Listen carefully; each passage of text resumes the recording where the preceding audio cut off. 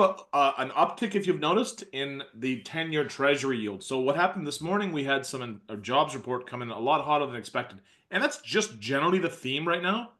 The market was anticipating a bunch of rate cuts into 2025. It doesn't look like we're going to have as many as we thought. The economy remains too strong. And if it remains too strong, well, there's no need for interest rate cuts. And that's really reflected in the 10-year Treasury yield. So, Matthew, let's take a look at the jobs report. I know we were expecting, I think it was Because 155. one drives the other, doesn't it? Right? In this case, one drives the other. Yeah, our economy in Canada is doing terribly, but the Americans are doing a lot better than they thought, right? So, if they're doing better than they thought, well, is there any need to bring interest rates down even further? Maybe not. All right, so let's take a look at the jobs report. How do they do, Matthew? So yeah, you know, payrolls grew by 256,000, and now we're kind of back to that. Okay, is what is the right number? Is too much? If it's too high, you're gonna say, oh, inflation's coming back because now more people have more money to buy stuff, right? And in another world, under different conditions, you can say, what a strong economy. People are creating jobs left, right, and center. It really depends on the context surrounding the piece of data. The piece of data is exactly what it is. It is a piece of data, but it's the surrounding context which is really, really important, right? So here we see that the U.S. Payrolls grew by 256,000, much more than expected. Unemployment rate falls to 401. So again, what does this have? The main point here, guys, is that this is the key. Markets plunged after report while the Treasury yields soared as traders priced in a lower probability of Fed cuts this year, right? And we know that the market responds favorably to interest rate cuts, right?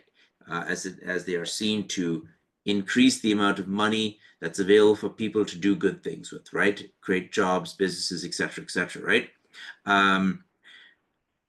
The forecast was 155,000. So Omar beat the forecast by 101,000, right? That's like what is that like? It's not quite 100% difference, but it's like a 75% difference, right? Like that was a big difference there, right? And you can see here, like this is from 22, and we can see this is the monthly job creations and how they kind of fell off. And what the market is saying is, hey, listen, in and around this area here, are we headed upwards again? And if we're headed upwards in too fast a pace, could that bring back inflation? But in the near term, is going to push out interest rate cuts, right? That's kind of what's happening here. Employment edged down to about, oops, what happened here? Employment edged down to 4.1%.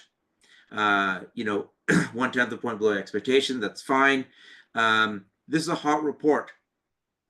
You have to think that the Fed Chair Jerome Powell is breathing a sigh of relief in the sense that his job just got a little bit easier. Inflation hasn't been moving anywhere for months, so there's no incentive to cut rates.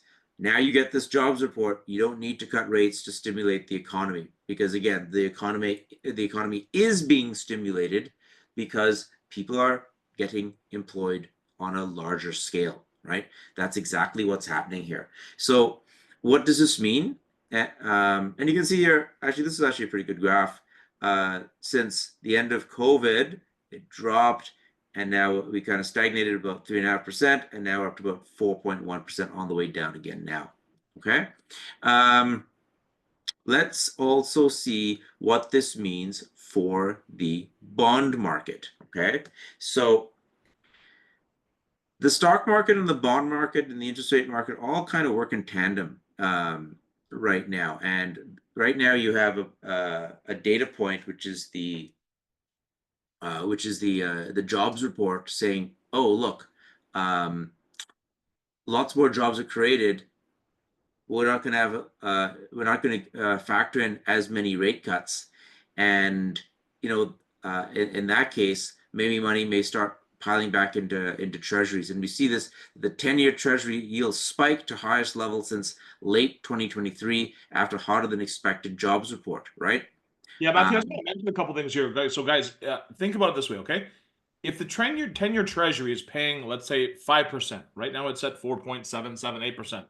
People have less incentive to invest in the stock market. Why do I want to take that additional risk when the S&P averages about 11% a year for the last 50 years? So the more and more that gap reduces, like if you're getting 2% on your Treasury yields, probably no one's going to, not a lot of people are going to invest in it. They're going to invest in the stock market. But because these yields are higher, there is more incentive for people to invest in those markets. All right, which means the bond market.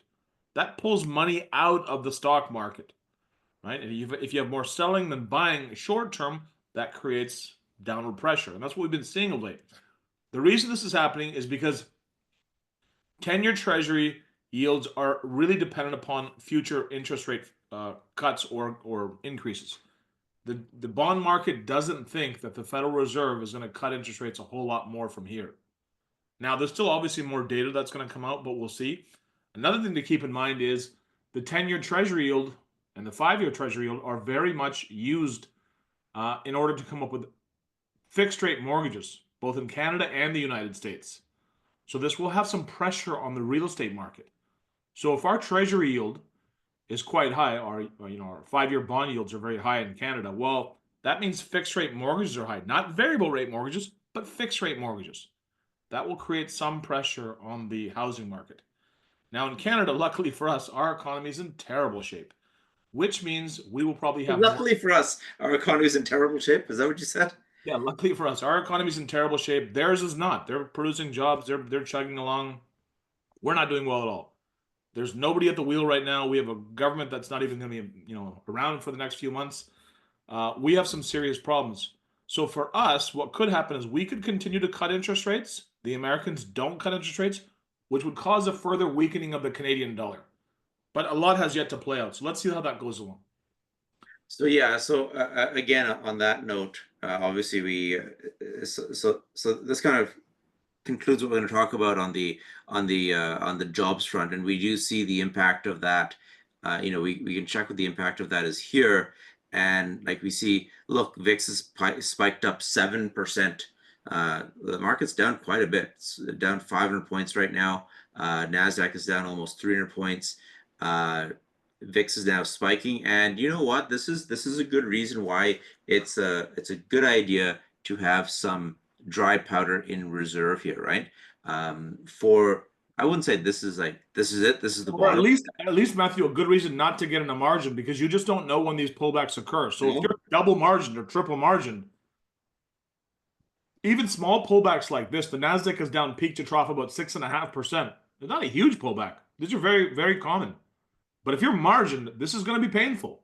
You don't want that to happen. Is your margin down 18%? Yeah, if you're triple margin, You're well, down that's if 18%. you just hold the Nasdaq. Well, generally speaking, people hold stocks that are perhaps a bit more volatile than the Nasdaq Correct. itself. So it could be even worse than that. And this is just a simple 6.5% correction. Corrections occur all the time.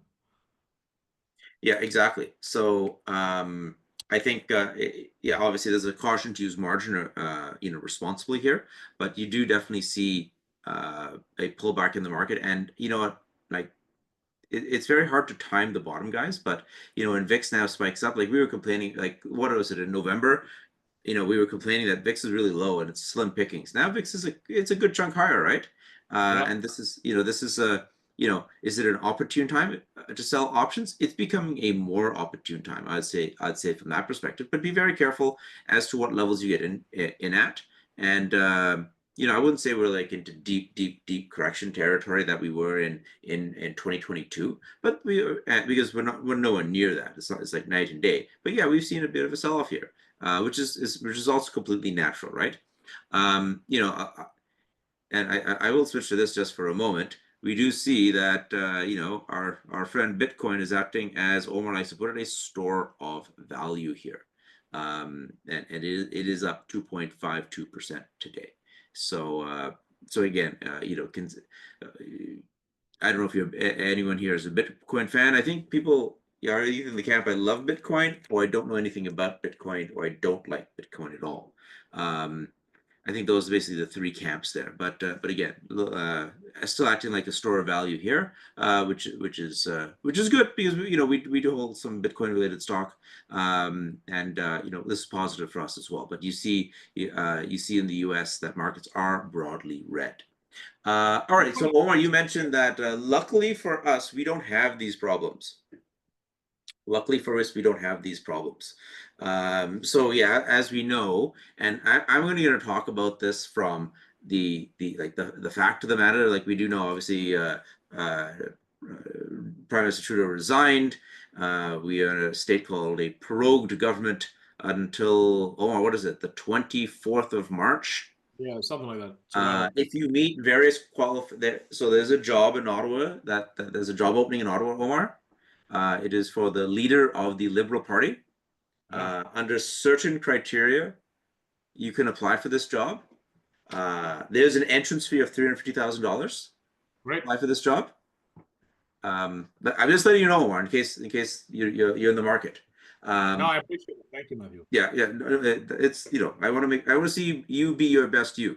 But jokes aside, yes, we don't have anyone at the helm, and from this perspective, it's kind of interesting, right? We have no one at the helm here, and we have a president in the United States that is taking office on the 20th of January. Yep. And we will have from the 20th of January up until March 24th, where there's a president at the helm in the United States.